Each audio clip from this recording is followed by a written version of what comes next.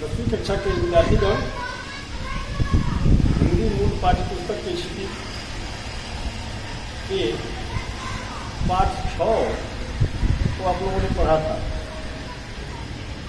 पाठ 6 में नागार्जुन जी द्वारा रचित यह दंतुरित मुस्कान और फसल शीर्षक काव्य एक ही पाठ में, जिसमें यह दंतुरित मुस्कान शीर्षक काव्य को आप लोगों ने पढ़ लिया है, फसल बाकी है। तो इस भाग में अब फसल शीर्षक काव्य जो है नागार्जुन जी द्वारा रचित मैं पढ़ाने जा रहा हूँ। ध्यान देंगे, फसल के बारे में कवि ने लिखा है, जो उनका अनुभव है उसको उन्होंने साझा किया है। इसमें जो हकीकत है अपने आप में पहले यह बयां करते हैं कि एक फसल के परिपक्व होने में बीज के अंकुरन होने से लेकर के इसके पूरे विकास प्रक्रिया में किन किन तत्वों का योगदान होता है, उन तमाम तत्वों का गुणगान इसमें किया गया है, बखान किया गया है, उनकी विशेषता को उकेरा गया है और तत्पश्चात यह स्पष्ट हो जाता है कि फसल आखिर है क्या। और अंत में इस पर प्रश्न भी किया जाता है कवि के द्वारा। और बोर्ड परीक्षा में यह बहुत ही महत्वपूर्ण प्रश्न इससे निकल कर आता है प्रत्येक वर्ष। तो आइए ध्यान देंगे। एक के नहीं, दो के नहीं, ढेर सारी नदियों के पानी का जादू। इसमें तो फसल के निर्माण में, फसल के उत्पादन में दरअसल में एक के नहीं, दो के नहीं, ढेर सारी नदियों के पानी का जादू, यानी किसी एक या किसी दो या किसी तीन नहीं, बल्कि अनेकानेक और एक जगह के फसल की बात नहीं हो रही है। यानी सर्वसाधारण फसल की बात हो रही है, तमाम फसल की बात हो रही है। तो किसी एक या किसी दो नदी के पानी का करिश्मा नहीं है, उसका जादू नहीं है, बल्कि यह ढेर सारी नदियों के पानी का जादू है। ढेर सारी बरसाती नदियां या फिर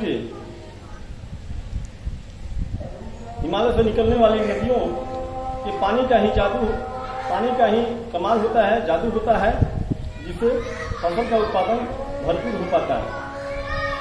उन नदियों से अनेकानेक नहरों का निकास हुआ है और फिर उन नहरों से किसान अपने फसलों की सिंचाई करते हैं, तब जाकर कहीं भरपूर उत्पादन कर पाते हैं। इसलिए कवि ने कहा है कि एक के नहीं, दो के नहीं, ढेर सारी नदियों के पानी का जादू है यह। एक के नहीं, दो के नहीं, लाख लाख कोटि कोटि हाथों के स्पर्श की गरिमा है यह। फसल क्या है? तो किसी एक के नहीं, किसी दो के नहीं, ढेर सारी नदियों के पानी का जादू है, ढेर सारी नदियों के पानी का कमाल है।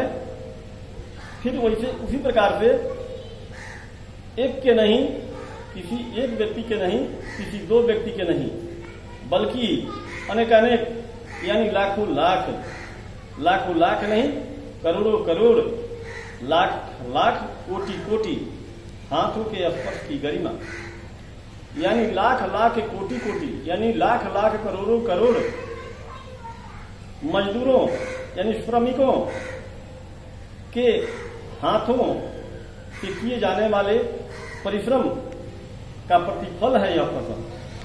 तो वहीं कवि बताते हैं कि एक के नहीं, दो के नहीं, लाख लाख कोटि कोटि हाथों के स्पर्श की गरिमा। तो किसी एक पारिश्रमिक, किसी दो पारिश्रमिक नहीं, बल्कि लाखों लाख, करोड़ों करोड़ मजदूरों के हाथों के स्पर्श की गरिमा है यह फसल।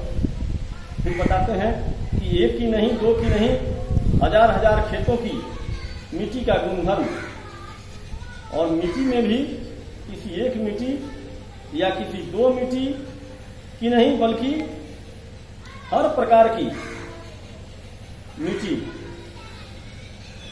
के सम्मिश्रण का प्रतिफल है यह फसल।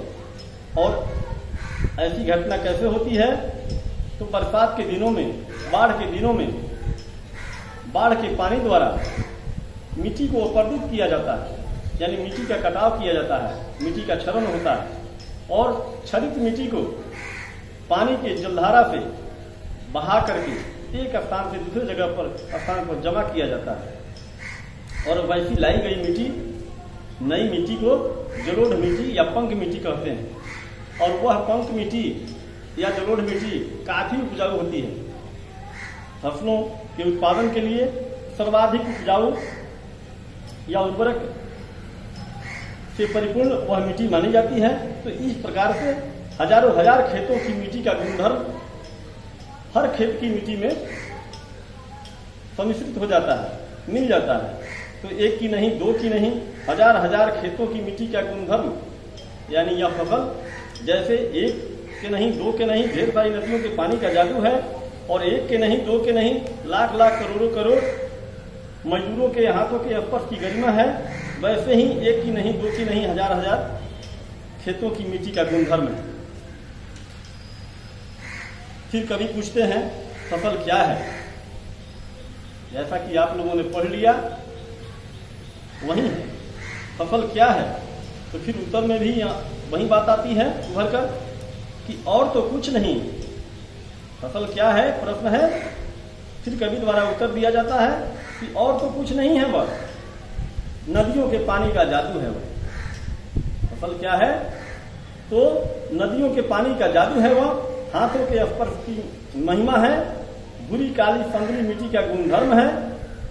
यानी जैसे कि आप पहले पढ़ चुके कि अनेक नदियों के पानी का जादू है, करोड़ों करोड़, लाखों लाख, करोड़ों करोड़ हाथों के स्पर्श की गरिमा है। फिर एक के नहीं, दो के नहीं, हजारों हजार खेतों की मिट्टी का गुणधर्म है। तो वही चीज यहाँ है कि फसल क्या है? और तो कुछ नहीं है, वह नदियों के पानी का जादू है। वह अनेक नदियों के पानी का जादू है। वह हाथों के स्पर्श की महिमा है, यानी अनेक हाथों के स्पर्श की महिमा है। बुरी काली संगली मिट्टी का गुणधर्म है, यानी सभी प्रकार की मिट्टियों का गुणधर्म है। रूपांतर है सूरज की किरणों का। इसके ऊपर से और क्या है इसके साथ मिला हुआ? तो रूपांतरित सूरज की किरणों का कमाल भी है इसमें। जैसे कि आप देखते हैं सूर्य उत्तरायण होते हैं, सूर्य दक्षिणायन होते हैं। उत्तरी ध्रुव में, उत्तरी गोलार्ध में सूर्य जब उत्तरायण होते हैं तो सूर्य का ताप बढ़ जाता है, गर्मी का मौसम हो जाता है। और जब दक्षिणायन हो जाते हैं उत्तरी गोलार्ध में, सूर्य का ताप कम हो जाता है, तापमान घट जाता है, दिन छोटा और रातें बड़ी होने लगती है। और जब तापमान अधिक होता है, दिन बड़ा होता है और रातें छोटी होती है।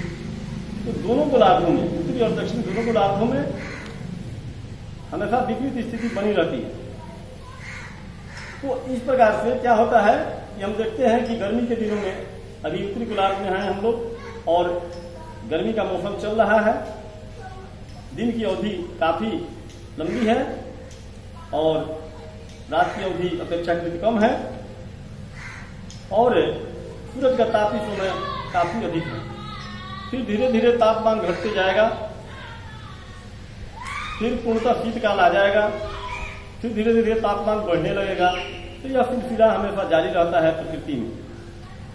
तो इस प्रकार से हम देखते हैं कि ये सूरज की जो किरण है, तिरछी और खड़ी किरण, यह धरती के तमाम प्राणियों को प्राप्त होती है, जिनमें वनस्पति जगत के फसल भी शामिल है ना। तो इस प्रकार से हम देखते हैं कि सूरज की किरणें रूपांतरित होती हैं।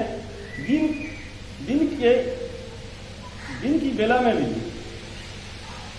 जो सुबह में सूरज की किरण होती है वह तिरछी होती है, शाम में, दोपहर बाद तिरछी होती है, मध्याह्न काल में सूरज की किरण सीधी होती है। इसलिए तापमान अपेक्षाकृत काफी अधिक होता है। तो इस प्रकार से प्रत्येक दिन हम रूपांतरित सूरज की किरण को देखते हैं और मौसमवार तो सूरज की किरण रूपांतरित होती ही हैं। दिनवार प्रत्येक दिन में भी दिन के भिन्न भिन्न काल में, घड़ी में यह किरण सूरज की जो है रूपांतरित होती रहती है। तो रूपांतरित सूरज की किरण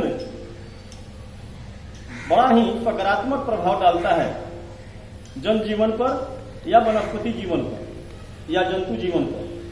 तो इस प्रकार से इन वनस्पतियों के लिए, फसलों के लिए भी रूपांतरित सूरज की किरणें काफी लाभदायी होती है। तो रूपांतर है सूरज की किरणों का।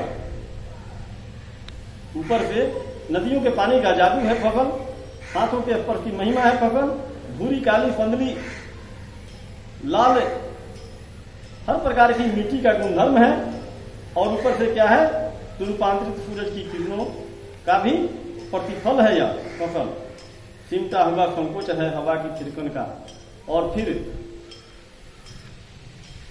हवा की बदलती रुख भी काफी प्रभाव डालती है फसलों पर, कभी सकारात्मक और कभी नकारात्मक। ये हवा की थिरकन जो है यह भी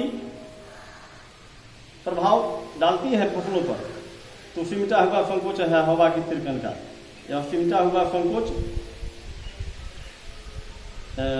है हवा की थिरकन का। तो हवा की थिरकन का भी कमाल है यह फसल। तो आइए, इस प्रकार से यह पाठ यहीं संपन्न होता है। तो अल्पकाल में ही यह जरूर समाप्त होता है। अगले पाठ में मैं फिर प्रस्तुत होऊंगा। धन्यवाद। यहीं समाप्त।